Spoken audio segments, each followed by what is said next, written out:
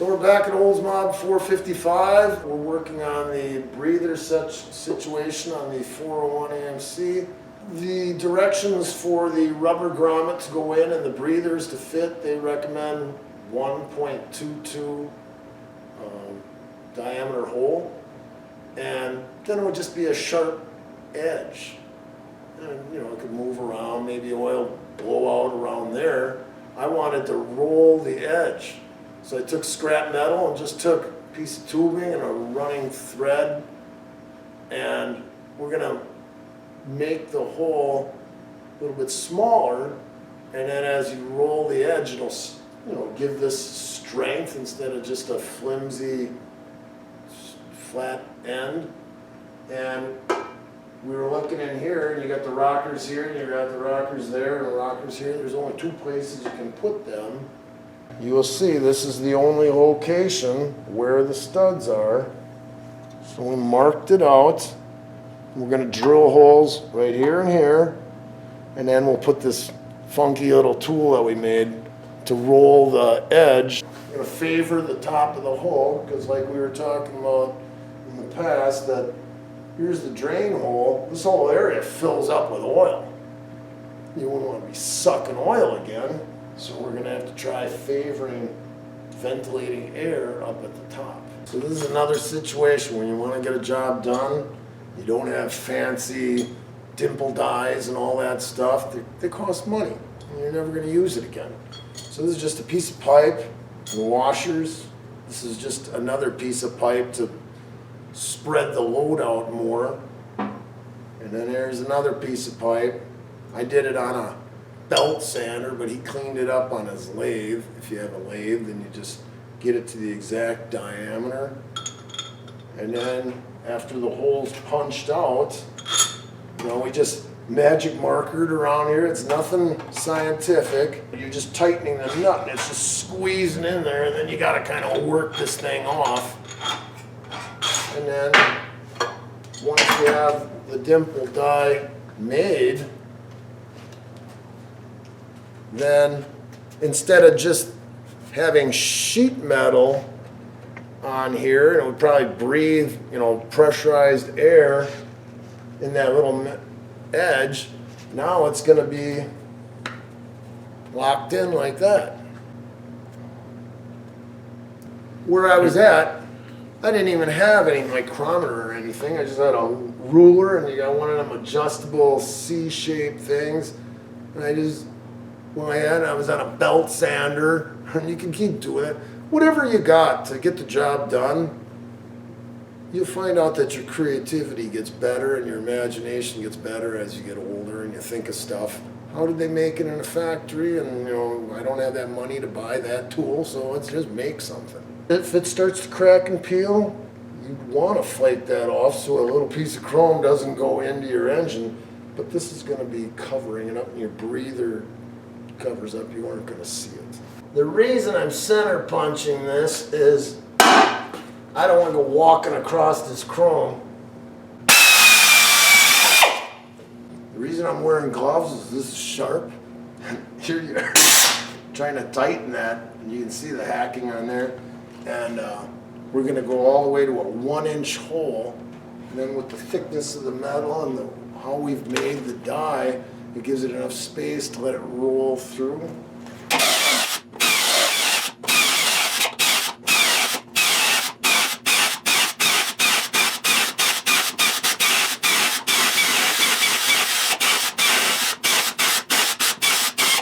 If you had a stronger drill, it would cut through quicker, but it would probably take my wrist off. I'm going to a stronger drill because I'm sick of playing around. I might end up breaking my wrist off.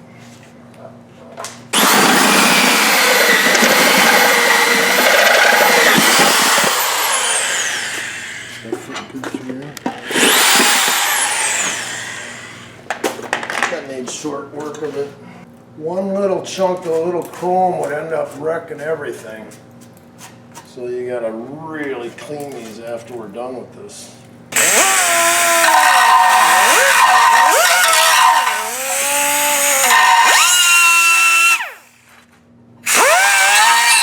I made this thing wider metal around here, it's to stiffen it up and gives more support as you're squeezing to it. It doesn't fit in between these two bumps. So I'm going to have to grind two flat spots. This has to be centered, and we have no centering device. There's no, you know, when you have a die and it's in like a Whitney punch or something, it can, if you didn't have it right, it would snap the tool bit, but they're locked in right. We have no way of, you know, I could be over to the side here, and we'd like to get it exactly centered. So I'm going to take a magic marker and estimate center. This is all just estimation.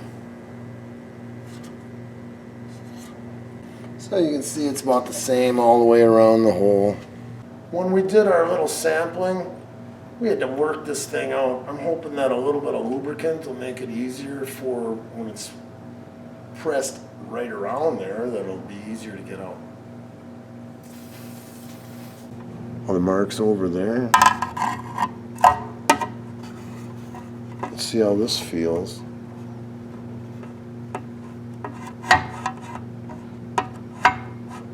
Does it even lift up? This goes about there. A lot of variables. Did we find the nut yet? And we're going to have tape holding it in. No power there.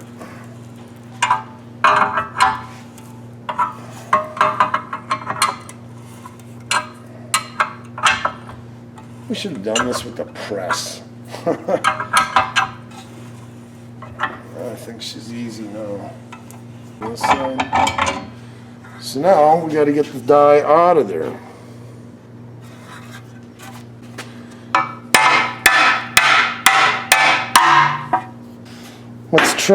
Let's take all the tape off. So we'll see what happened. Did it take chrome off? That's gum, glue. Looks like it pretty much bent with it. Cool. Stuff that in.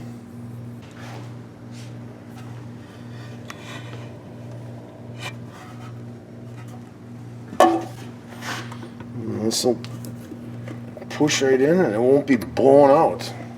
That's a good solid fit. Now, somebody's gonna say, man, you guys got too much time on your hands, because we fiddle-farted around with this for a while just to poke two holes in. Somebody would have been done, had the motor back into the car already, but we're just hanging out and tried to make something, and it's for your entertainment, I guess. The tape is even moved. I don't know. We're just freelancing here now. Hopefully it'll find center.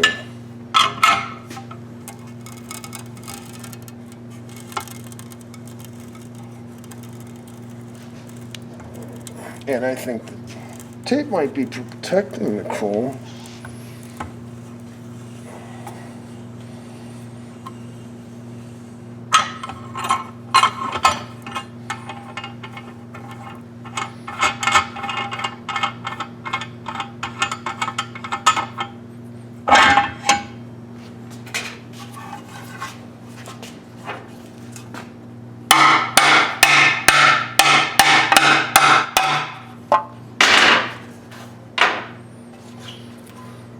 Two holes. Now we're going to take the other nuts off the valve cover and do the other side. But at least we didn't wreck the creases that are there. It's really strong. It's not just flimsy. And it's sharp. I mean, if we would have just had a sharp hole, it would have worn out these rubbers. Now this, once it's locked in there, it's going to be a lot better. So you can see I got my bare finger, and this is something you really got to worry about. I can rub this. I'm not getting cut on anything. And I mean, we're really paranoid about any little shaving of a metal. I mean, this is gonna all have to be blown out and cleaned, and you don't want anything getting in between a valve stem and a guide, or in between a bearing. So you gotta keep everything clean. So what I was trying to do is try to even control the oil more by having it, you know, because like I said, this thing all fills up with oil in that valve cover trying to get back down to the engine. And I thought that if I cut it in half, it would be hindering the oil, but then I would end up holding oil. And not turning it. This one, I gave up on just cutting it out the same size as the pipe. The other one, we're gonna just make a slit toward the back, because that's basically what we use this car for, is, you know, just going down a straight line. It's not hammering into a course, you know, where you're putting the brakes on. You can buy a Moroso kit that is designed for Moroso valve covers, which usually have the two holes spaced in the same locations where ours are. And it comes up, and there's bigger diameter tubing on the top, and there's a breather in the center, and a ball rolls forward and backward. So when they go into the braking, there's a lot of hard braking in the bank corners that when you go to a racetrack, and all the oil rushes forward, and when they gas it, it all rushes to the back. And trying to keep it from sucking oil up, the ball will go up against there, and then it won't be breathing oil up through the separator. It just cuts it off front to back. Well, there's a piece of sheet metal in there that's a disc with little, you can see how the holes were cut at an angle. And then they got like screen, and then you can see even at the top there's foam inside, but blows perfectly free. So it goes through, and it's just trying to break up that oil mist so we don't suck it or have it going all over your engine. So when I ended up getting some Moroso valve covers and I had breathing, you know, that mist on there, I bought some different ones that were all the way straight down, and there was just a little slit in the bottom. That kind of slowed down the oil mist on my valve covers. So here's the one that I'm going to stick in the front, and then in the back I'm going to have a slit like that. Well, you can see it's in the same location. I got Moroso valve covers that look just like this. Small block Chevy has the same layout, and they look just like this, except they don't say Moroso on there. And then if you would have wanted to buy Moroso valve covers, it would have been really quick. Just slap them on, put breathers in there. But we were cheap and playing around making our own stuff again, so we wasted time. Okay, this is the front of the motor. Putting in this wide open one up in front. This one I'm putting the higher, you know, it's a little bit bigger slot in the back.